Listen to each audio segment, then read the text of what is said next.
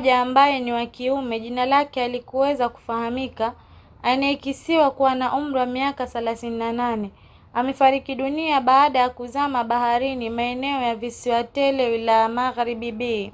Tukio hilo limetokea majira saa 1:50 asubuhi, wakati mwili wa marehemu huyo ulipoonekana na wavuvi waliokuwa wakipita maeneo hayo.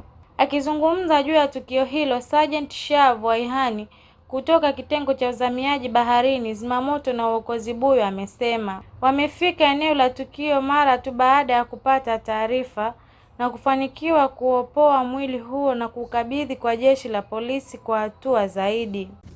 Mnamo majira ya saa 1:50 tumepokea taarifa ya kuzama kwa mtu maeneo ya Kisiwa Tele.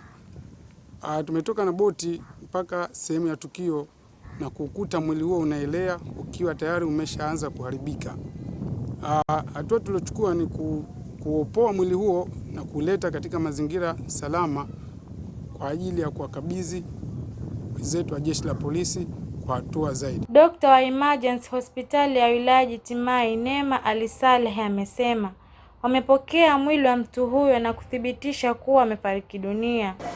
Nimepokea mwili kutoka kwa zimamoto na uokozi, kisha mwili huo umefariki.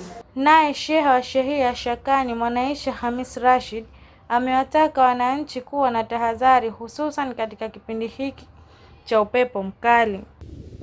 Natoa wito kwa wananchi, tukiona hali ya hewa haiko vizuri, upepo mkali, bora tukae nyumbani kwanza kwa ajili ya kujinusuru na majanga kama haya yanayotokea. Nikiripoti Asma Mohamed.